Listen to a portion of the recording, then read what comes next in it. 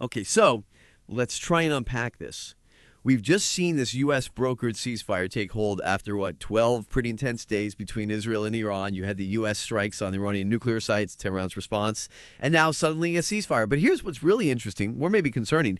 While all eyes were on that, the ongoing war in Gaza, the suffering there, the hostage situation, it kind of slipped from the headlines, didn't it? So today, that's our deep dive. We're looking at this contrast. What does the Iran-Israel ceasefire actually mean, if anything, for what's happening in Gaza? We'll get into the humanitarian crisis, the fighting that hasn't stopped, and whether this diplomatic activity could possibly break the deadlock in the Gaza talks. We're pulling directly from sources covering all angles here, trying to give you the full picture. Yeah, it really is striking, isn't it, how global attention can just pivot like that. I mean, the Iran-Israel escalation was huge news, obviously, but the reality is the situation for Palestinians, for the hostage families, that's the region's longest war, and it just faded into the background for a bit. And our sources definitely highlight how that shift really affects, how urgent people perceive these crises to be. Absolutely. And if you look at Gaza itself, the Israeli offensive, well, it hasn't slowed down at all. CNN's been tracking the Palestinian Health Ministry numbers, and they calculate over 860 people killed by Israeli fire just since that Iran-Israel conflict kicked off on June 13th. And that number, tragically, includes a very recent report just Tuesday of 7 Israeli soldiers killed down in Khan Yunis in southern Gaza. Reports say their armored carrier was hit by a bomb. It underscores that the ground reality there remains incredibly intense, even when the world's looking elsewhere. Yeah, it's sobering. And beyond the fighting, the humanitarian warnings, you're getting louder, aren't they? The UN keeps repeating this alert about a potential man-made famine, increasingly likely, they say. Exactly. And what's particularly alarming, I think, are the attacks on civilians who are just trying to get food. The health ministry there is reporting over 500 people killed by the Israeli military while seeking aid just since late May. And the UN's humanitarian office, OCHA, they didn't mince words.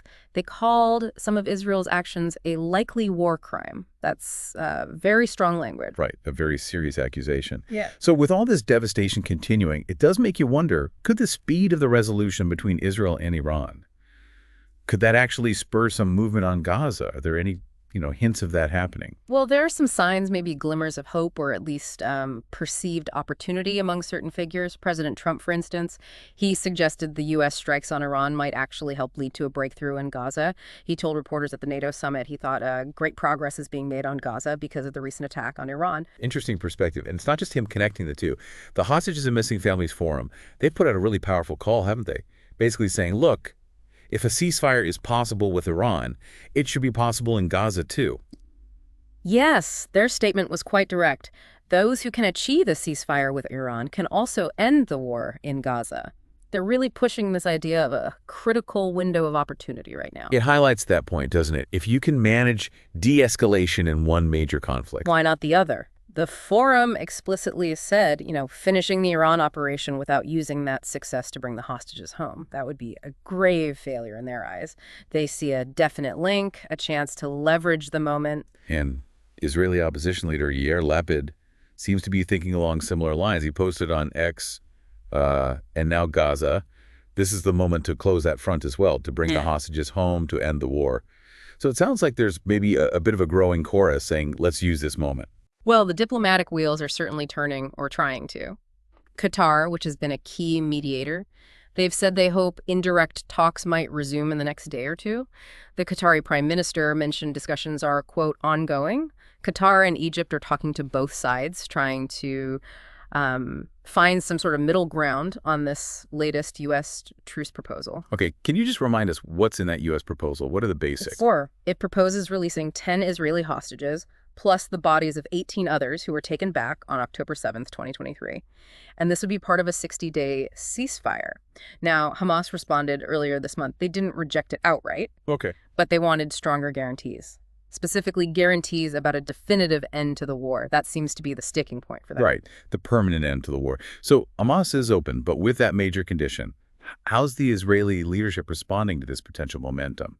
Prime Minister Netanyahu. Well, Netanyahu has acknowledged a connection, saying, There is no doubt that our major achievements in Iran also contribute to our goals in Gaza.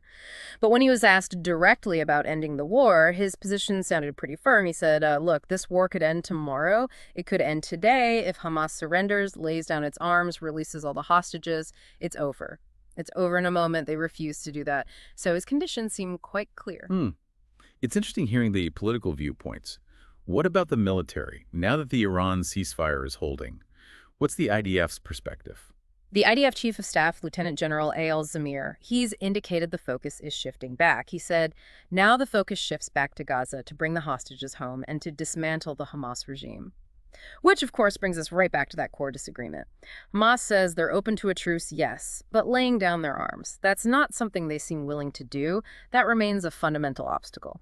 Yeah, it really sounds like two sets of demands that are just fundamentally opposed right now. And while all this goes on, you still have, tragically, 50 hostages reportedly still held.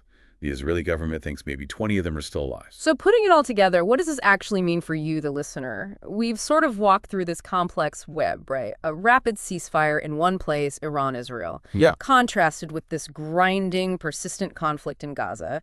And the human cost there is just staggering. Over 55,000 killed since October 7th, 2023.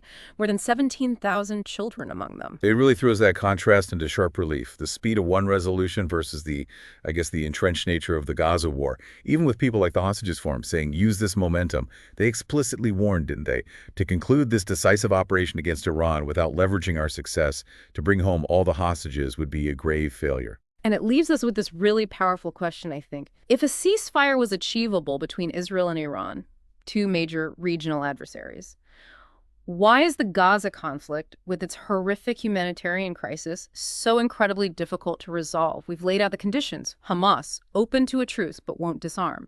Netanyahu says the war ends the moment Hamas surrenders, disarms, and releases everyone. Polar opposites. Exactly.